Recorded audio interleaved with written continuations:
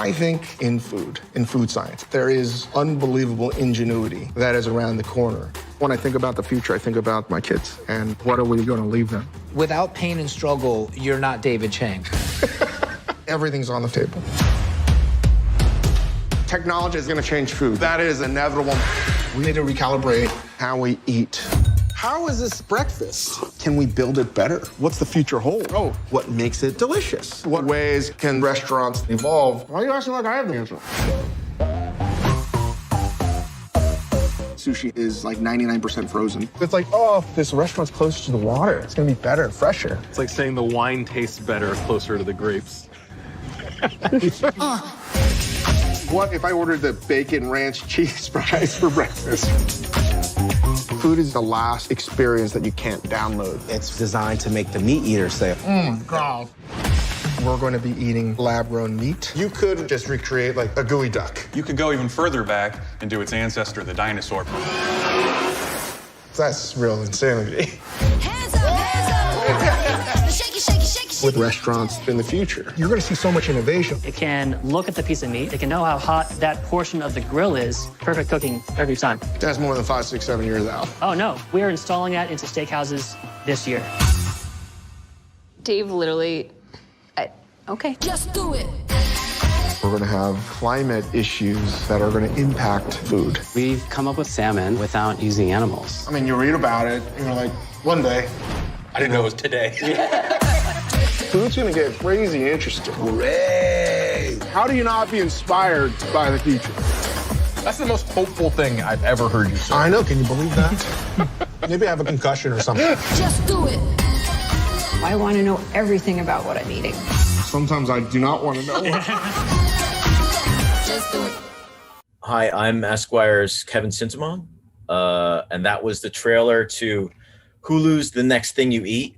It's my pleasure to moderate this 92Y Talks conversation with Dave Chang to celebrate this awesome new series.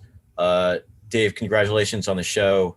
I think from the title, you might think it's pretty depressing, but it's not. It's a and you did a great job. You talk about depressing things. It's real.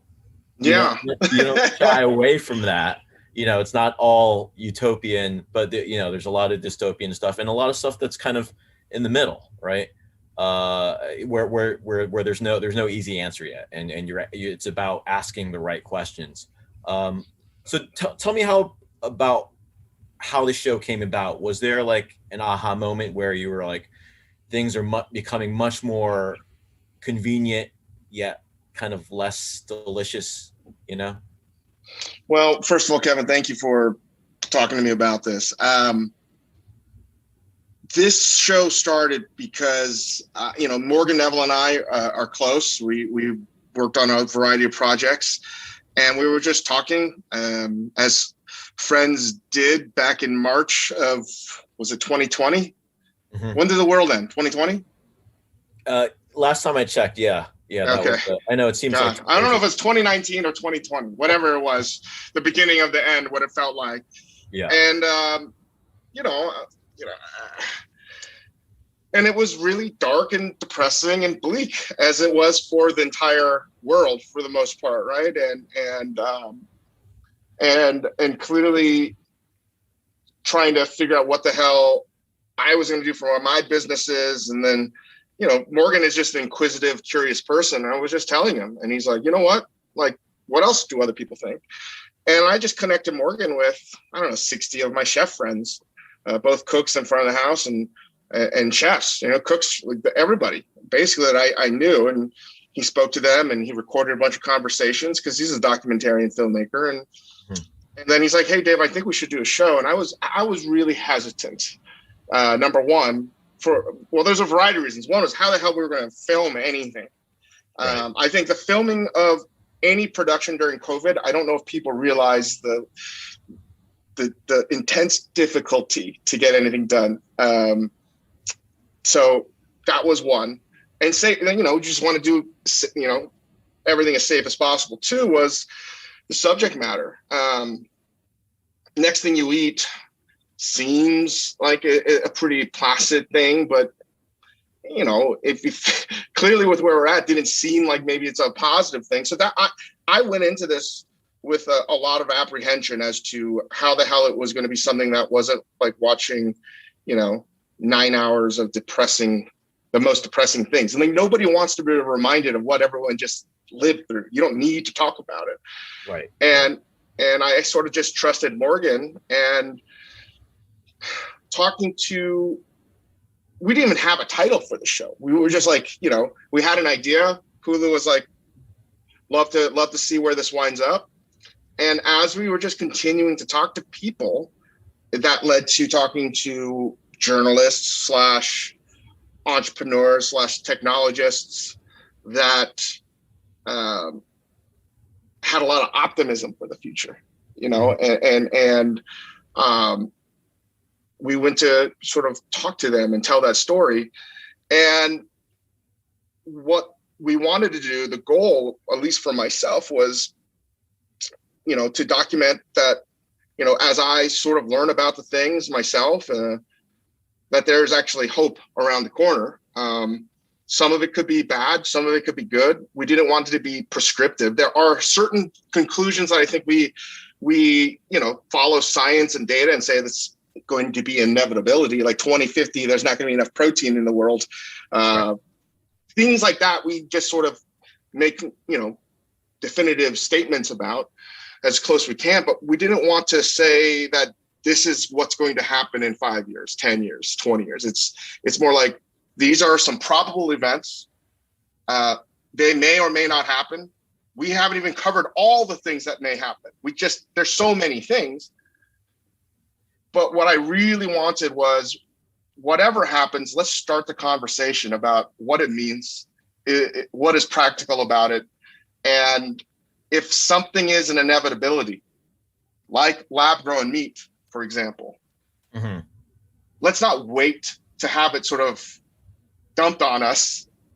You know, we have some time between now and whenever it becomes an inevitability, which I believe it will be, to sort of deal with the questions that it, you know, raises. Right.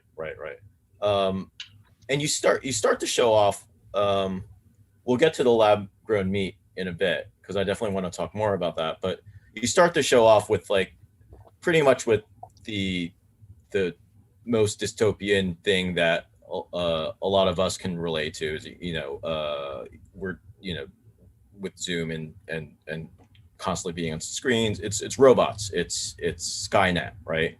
And how robots have really almost seem like an inevitability to be integrated within sort of the food world, from delivery to making a perfect steak. Well, I guess I should ask you, do you think if it's an inevitability? Do you think that there's... Yeah.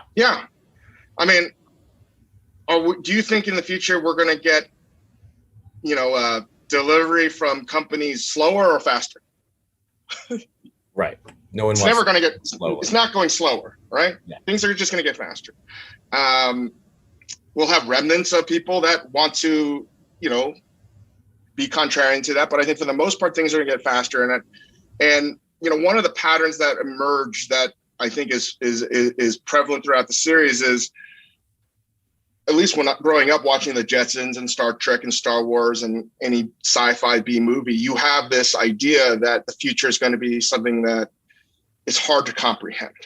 It's going to be some kind of technology that is like so shattering that it's going to destroy your like reality of present day. And I feel pretty confident that that's clearly not going to happen. What is going to happen in the future, what's going to happen potentially with robotics and AI is already happening. Yeah. You know, we just kind of look at other parts of culture and what we eat, how it's made.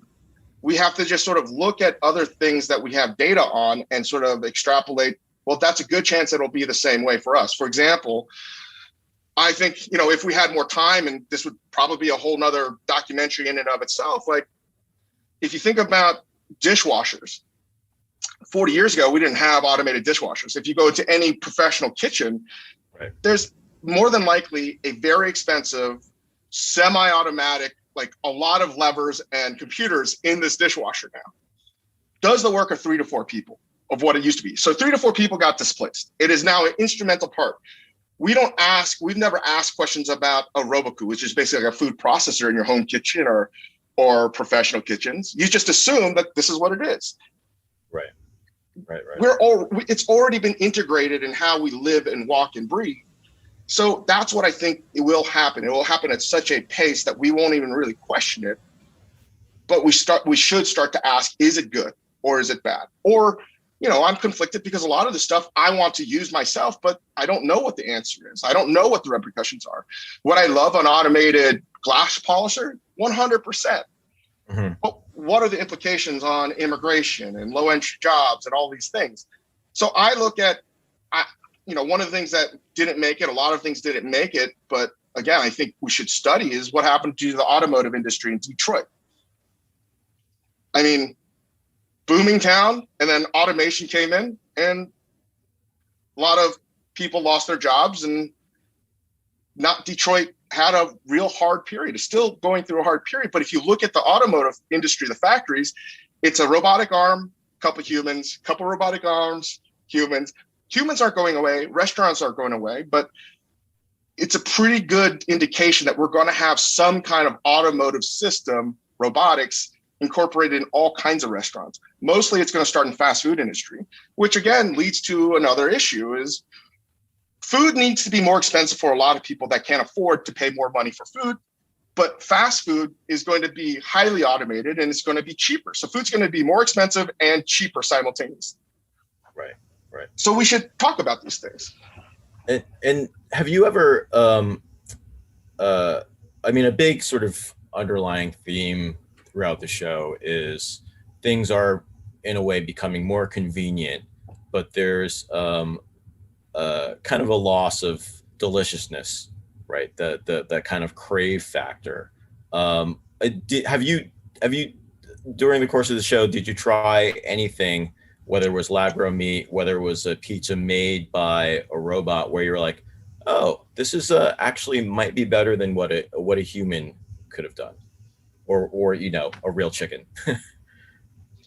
If you talk to the people that are creating these technologies, they may not publicly state it, but I think they believe wholeheartedly that one day it will be better. And there will be a program that will make it better. I don't believe that is going to happen in our lifetimes. And don't worry, like AI, a sentient robot or some kind of machine is very far away.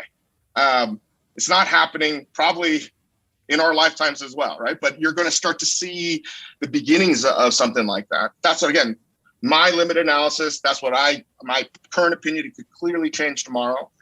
So no, I'm not too worried about the future being, total dystopian. It's going to be a slow integration. It's going to happen. All these change, I think, that happened the past 19, 20 months was going to happen over a 10 to 15 year period anyway. And deliciousness is never going to go away. I do believe it's like, it wants to survive. So if a machine can replicate something more delicious than a human, then, I'd love to see that. But again, you've talked to somebody like Gary Kasparov, he probably would say, Big Blue couldn't beat him in chess, but who knows? Who knows what's going to happen there? Right. And one thing that robots, at least I haven't seen it, like one thing robots can't replicate is hospitality, right? Which is sort of the key element of restaurants. A robot can't really tell a story like behind it. That's why restaurants aren't going anywhere. I'm very bullish on restaurants because of that exact feature. Storytelling, conversation, narrative, cooking with love, right? It's like, that's why Robot's not going to love you. No. Which is why, one of, again, the other themes that I hope is, prominent in the series is what is going to happen at home. More people are going to eat at home. Delivery is not going to stop. It may decrease a little bit as people go back to the world. But people are going to be cooking more at home. I think cooks are going to start businesses at home. But this whole idea of how you eat at home, you know, it runs polar opposite to this slow march towards, you know, this robotic type thing that, again, I think is distant, but it's hard to articulate because I think simultaneously we're going to have, you know, more consistent stuff and more imperfection, like the beautiful imperfection you will get at home. I think people are going to want more of that too. Mm-hmm. Right. That's going to be the balance. Right. Yeah. The rise in automation, but also home cooking. It's weird. It's totally weird. Yeah. Because a lot of beauty comes in that, in that imperfection, in like accidentally burning something, or you know, or grabbing the wrong thing off of the happy accidents, which is why I'm not worried. Like, people are going to be eating food by humans, and that's the irony. I think another theme that sort of emerged was, if you're rich, you're going to be eating awesome regardless of whatever the hell happens. Right. Let's continue on with restaurants for a second. The restaurant industry has gone through like a lot in the past 19 months, and a lot of people have had to sort of pivot in a lot of different directions. And in a way, like the definition is almost changed. I mean, how would you define what a restaurant is today? I mean, I think you need to categorize it in a different way. I think the restaurant that a lot of people that I know want to go at is a celebratory meal. You know, it's a gathering to sort of commune. So that, I think, is going to be more popular than ever. Like, if I'm going to go out to eat, I want it to be something that satisfies, it's comforting, that's got all these elements. And it doesn't have to be a 5-hour tasting menu, even though something like that is still going to survive. I think that, you know, the idea of a restaurant is going to change, because it's not going to happen within the traditional 4 walls of a restaurant, right? Mm-hmm. That's why I think you're going to have different distinctions. I don't know what the names are going to be. Currently, you have like fine dining, mid-tier dining, whatever. But, and I don't want to use the word experiential dining, but like, you know, like I was just at Balthazar. That restaurant is going to be forever busy, but that's also a restaurant. For example, if you've not been, it's like a French brasserie. It's delicious. Everybody loves it. Locals, tourists alike. Like, not many restaurants are going to be like that. Not many people are going to be able to afford to get that kind of space. So you're going to have to express yourself in different ways. That might be out of your own apartment. That if laws change, I think you're going to see more restaurants in people's homes. That's you see in Southern California. Right. And I think you're going to see more ghost kitchens. You're going to see more restaurants focus. Even if it's not a ghost kitchen, they're going to be doing more delivery, and you're going to see more people cooking at home. Mm-hmm. Right? Like, so overall, people will still be wanting to eat delicious foods, but it's not going to be just in the provenance of what it was before. Right. Yeah, where it doesn't have to be 4 walls. It can be a food truck. Correct.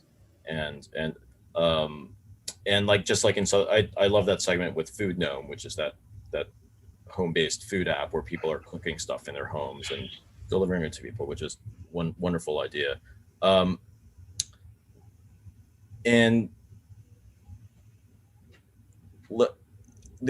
So we talked about robots, we talked about restaurants, and there's a lot of, I love that there's a episode that's devoted to the hamburger, because another big theme in the show is that the future is now.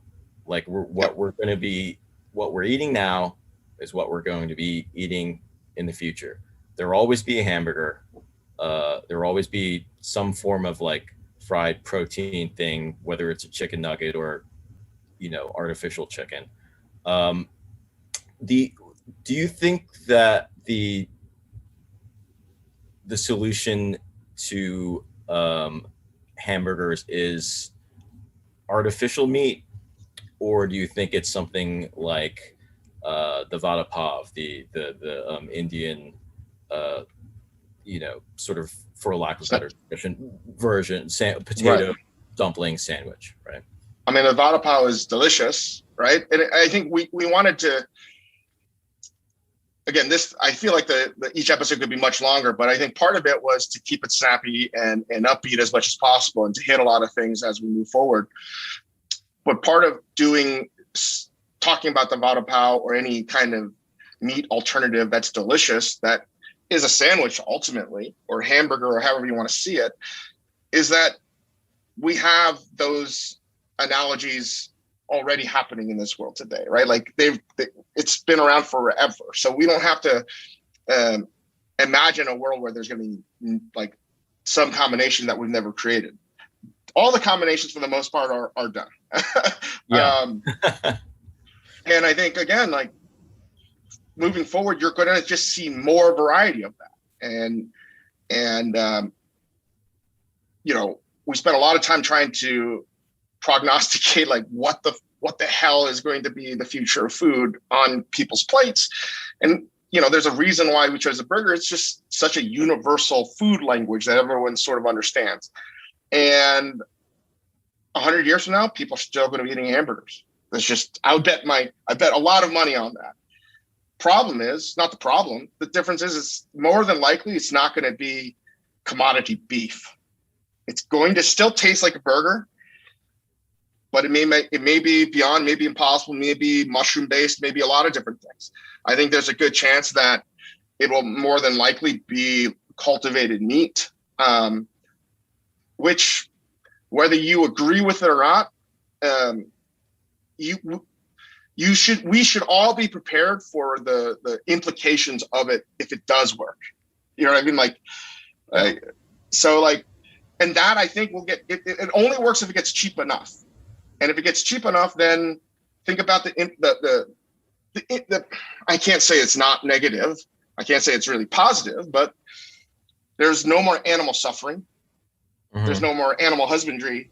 There's no more slaughterhouses, really following the lines of like ahimsa. There's like, no one dies, right? It's grown from existing cells. That's a pretty crazy conversation to have.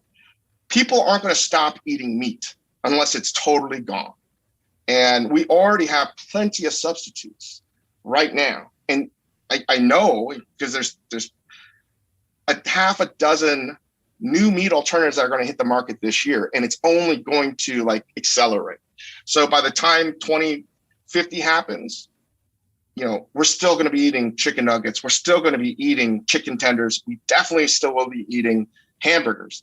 It just probably isn't going to be from an animal that, was from a commodity farm. I think that you're going to see more carbon neutral farming. I believe in I want that to continue. We need that to continue. And I guess the real question that, again, we couldn't elaborate too much on is, how do you make that accessible? Because I feel that a lot of this grass-fed, carbon neutral cattle farming is going to be for extraordinary wealthy people. Yeah. The hamburger episode's real, because it's like, I'm, like most Americans, I like a good hamburger. But after seeing the episode, I was like, maybe I should not be eating hamburgers. No, we should unequivocally be eating less meat. And again, I always say, like,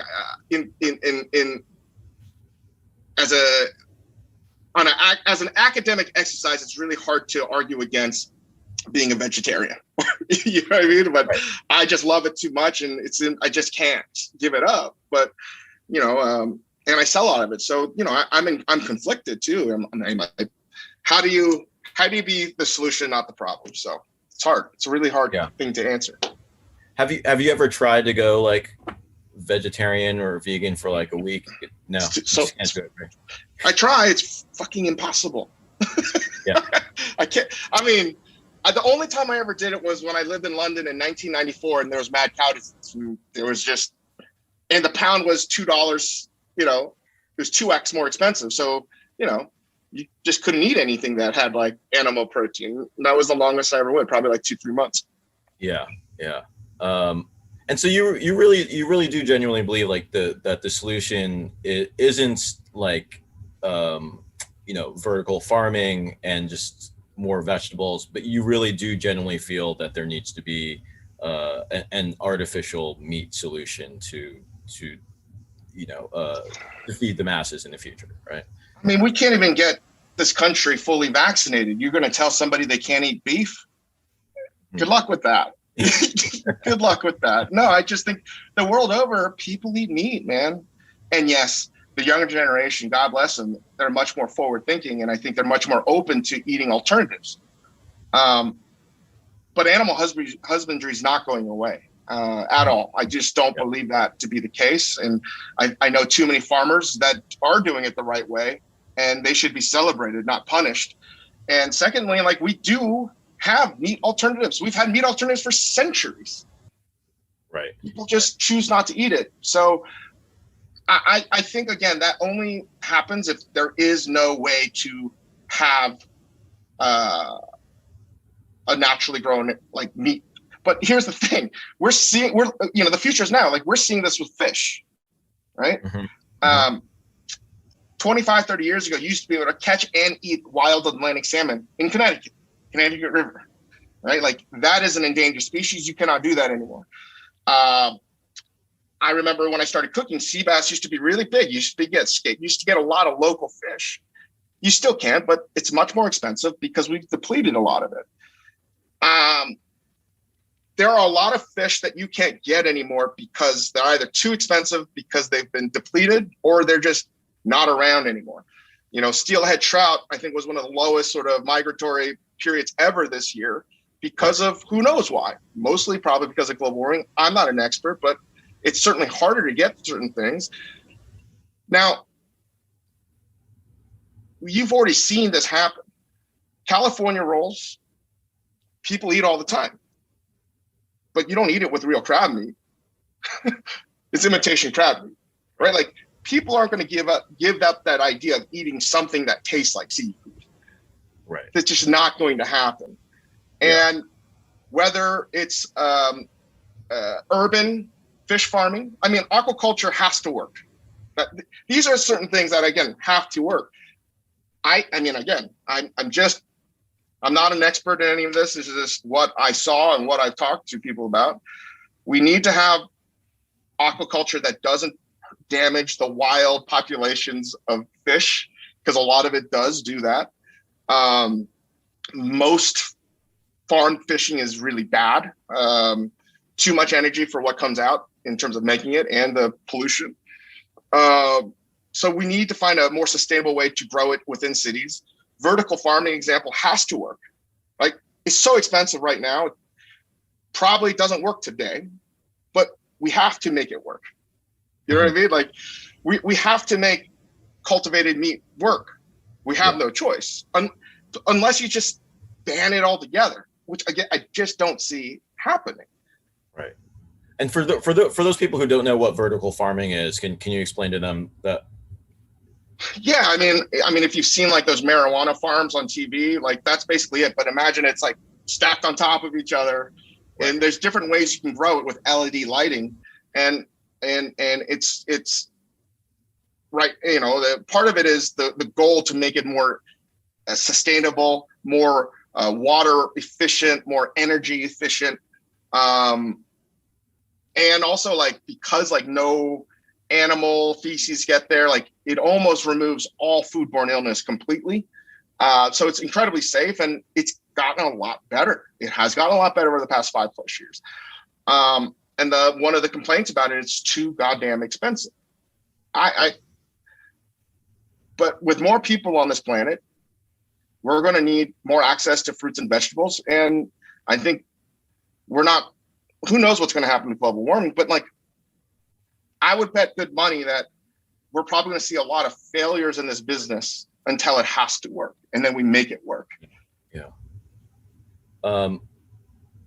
You bring up price, and you mentioned sushi, and in the sushi episode, you mentioned how the commodification of sushi, right? Being able to buy it in the supermarket or on the road stop, has sort of kind of led to, was one part of the, why salmon might be extinct in 2049 if we keep up this pace. as like an ordinary consumer, should you not be eating supermarket sushi? Should you be paying more for sushi? Should it be a special occasion thing as opposed to thing where I go down in the cafeteria and I eat, right at my desk? Well, that's why we don't tell people what to do. We're leaving for the most part, everything open-ended, right? I think the only thing that we're trying to hammer away is like, we need to be better custodians of the planet, right? Like that, I think, is a given for the show. But in terms of sushi, I personally try not to eat sushi unless it is a special occasion, right? And I've been fortunate enough to live in Japan. I've been fortunate enough to go to some of the top sushiyas. And I'll never forget, I was at a very prestigious world best restaurant, and the sushi chef said a lot of the top spots reserve a reservation for somebody that isn't super rich, because a lot of these sushi spots are full of sushi bros that travel the world to eat there. Yeah. And they always reserve at least one table or 2 seats for somebody that saved up money to have a celebratory meal, because that's what it should be. And I try to save up the opportunities to eat sushi for those occasions. And I think in general, that's what I'm trying to do, not with just sushi, like a lot of things. Like, I just had Peter Luger's last night. I haven't had that in years. It was a celebration.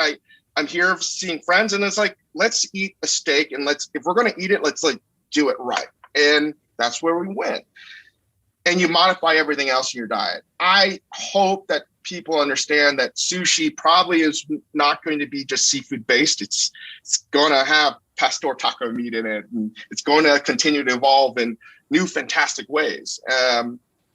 But I don't want to tell anybody what to do, but I think that we should be more aware. And I don't want people to stop eating sushi. I just think we need to be more judicious about when we decide to eat it, because it's the sushi that a lot of Americans eat is not sushi. It's something else. I love spicy, whatever roll, crunchy with, sriracha mayo. It's delicious. But if you think about it, maybe there doesn't have to be fish in there. Who knows? And then the question is, what happens if somebody's able to create wild salmon cultivated from cells in a lab, and it's the same price as farm-raised salmon, but there's no environmental degradation. There's no suffering, no nothing. Like, what do you do? Are you going to not eat it because you're freaked out by it? I will eat it. Yeah. I mean, again, I think the initial reaction is like, oh, no, I don't want that. But it's like, you're going to get over that pretty quickly. Yeah. So save sushi for a special occasion. You feel that way with red meat, with all meat? This is where I'm still like, everything I'm saying is like loosely held opinions, right? Because things are constantly changing. And I think I will probably consume meat in different ways. I tend to eat meat every Sunday. I cook like Korean barbecue, like with pork. That's like the only time we really eat like meat in my house, like a lot of it, I should say. Well, it's like a main component. Because like it's a celebratory thing. It's everyone's looking forward to my house. I can see a day where I will still be eating meat, but it's not, from a heirloom pig and all this other stuff, right? I want to start to suss out these moments, like when we were talking about the classifications of restaurants. I don't think all meals are going to be the same, and you're going to have different sort of levels. So I think the meat that I will eat will be similar to how I drink milk today. If you open up my fridge, I have almond milk, I have oat milk, and I have whole milk. Right. I'm not dairy allergic. I mean, I probably am, but I love it too much. But I like almond milk for certain things, oat milk for certain things, and regular milk for certain things. Yeah. So that's what I think is going to happen is your diet, again, isn't going to change in some dramatic fashion. It's now going to be, I'm going to have meat 1 or 2 days a week, and I'll have some alternative 1 or 2 days a week. I'll have real fish one day a week, some alternative 1 or 2 days a week. And it's just going to be integrated in a way that you're not going to really notice. Right. I appreciate you sharing these kind of, I know you said like loosely held opinions, but I feel like there's so much, capitalism is kind of like against us, right? They want us to each, you devote a whole episode to breakfast and starts off with just, you and Dave Cho just eating these ridiculously sugary, mini donuts, stuff that shouldn't be breakfast foods at all, miniaturized into cereal form, right? And I feel like that's another big theme that emerges in the show is that like, the powers that be are kind of don't want us to live like these healthy lives. Not every company, but a lot, the system, right? And it's really important for you to say like, you know what? I'm going to say no to the cheap sushi. I'm not going to eat like a hamburger every evening. I'm going to sort of, look for these healthier alternatives for myself and for the planet, right? And with the breakfast episode, it's interesting because you pretty much call BS on cereal and sort of the American style breakfast, and you say like, a lot of other cultures have really sort of figured it out. I grew up eating like, I'm Thai, so it's like it was the joke, which is like the Thai version of congee, the sort of boiled rice with the pork floss, right? Stuff like that. Do you think that? And the noodles thing is interesting because you can conveniently kind of make noodles for breakfast. Right. Well, do you think that'll overtake share? Well, that was the point. Again, another sort of theme throughout is the power of marketing and marketing of sort of capitalism, right? Something we're all a part of.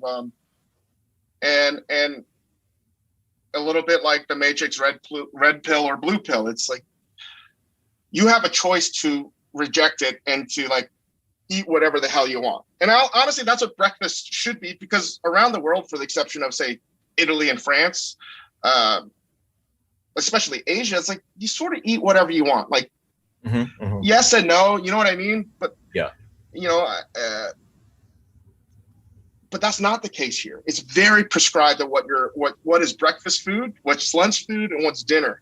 And yeah, that is the case for the most part, I guess, around the world. But when you start to look at breakfast, it is highly controlled by the powers that be.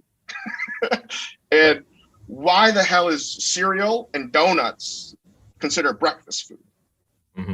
It's just, if you think about it, I fucking love cereal. I love cereal. I'm scared that my son also loves cereal because guess what? It's delicious. It's so delicious. I like it more late at night personally, but right. How is it marketed though? It's not late at night.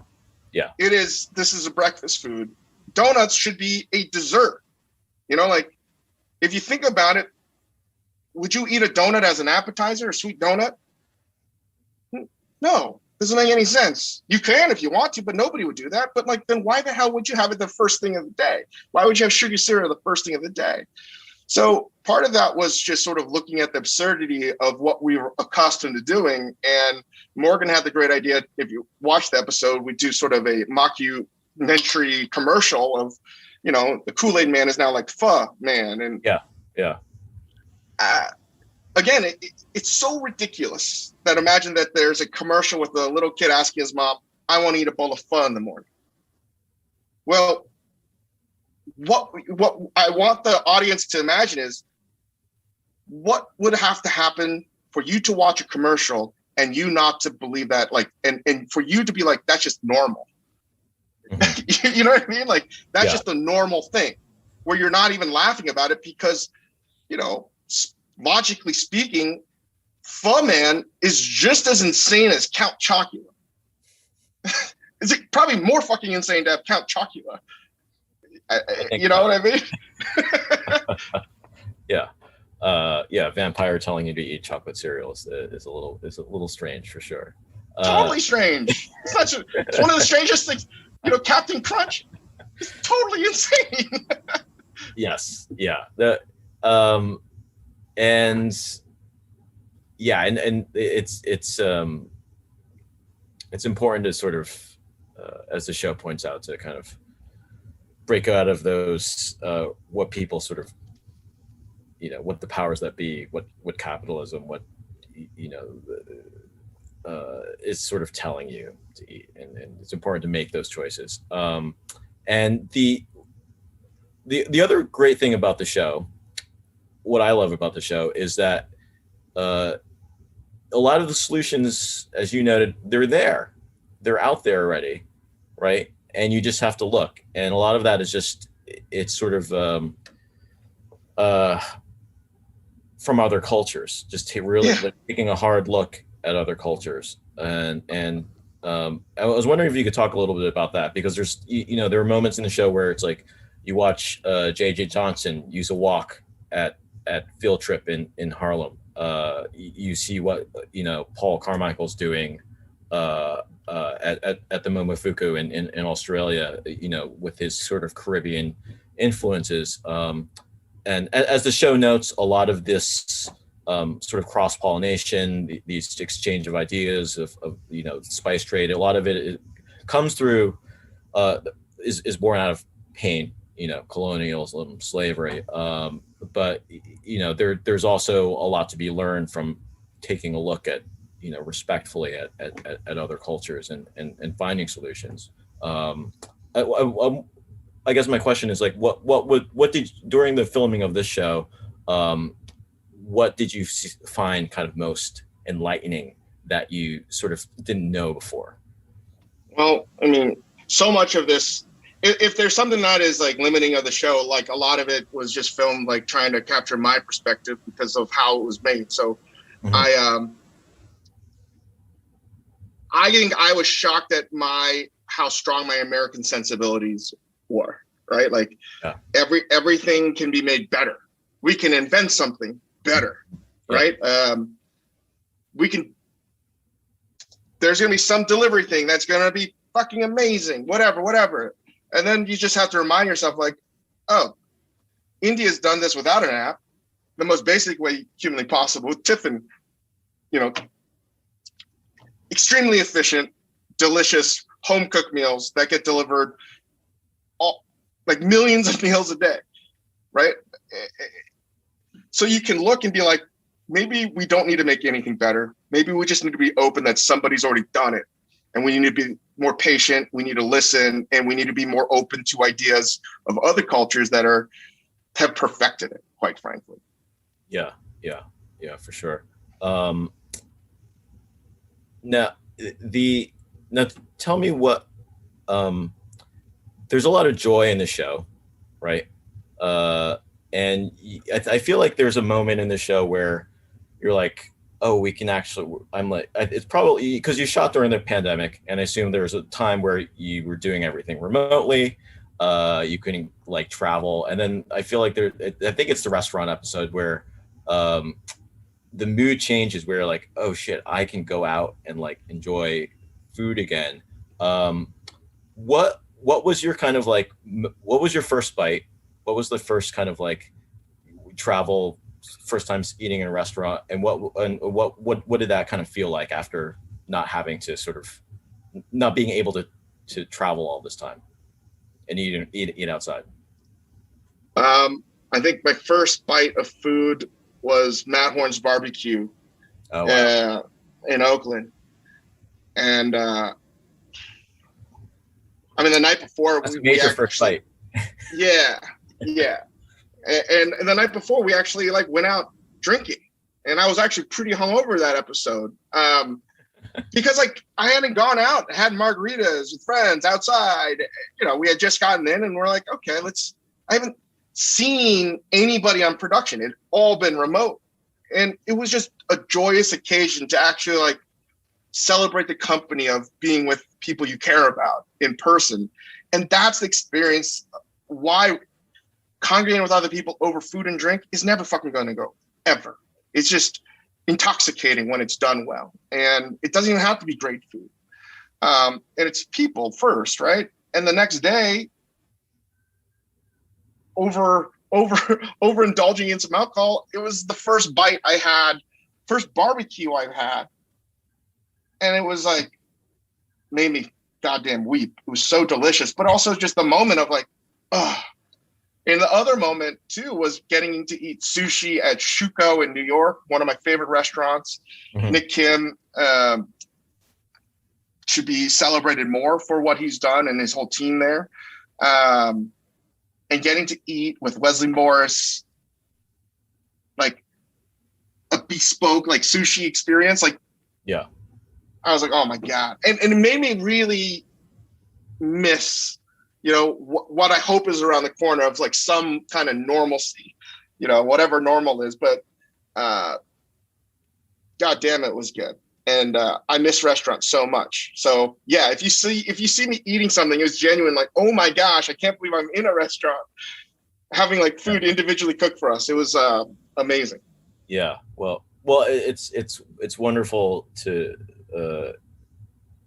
know that you think that that kind of joy will still be part of eating in the future, and we won't just be you know, sucking things out of packets like you do on 2001 Space Odyssey. Yeah, well, if you do see that, that's because the powers that be want you to be scared to believe that that is what's going to happen. Yeah. Well, Dave, thanks so much for joining us. This has been a 92Y Talks event. Hulu's The Next Thing You Eat. It's you have to subscribe to Hulu to watch it, but it's definitely worth a watch. It's a wonderful show, super entertaining, informative. And Dave, thanks so much. This has been fun, just chatting with you. Thanks, Kevin. Really appreciate it. Thank you so much. Thank you.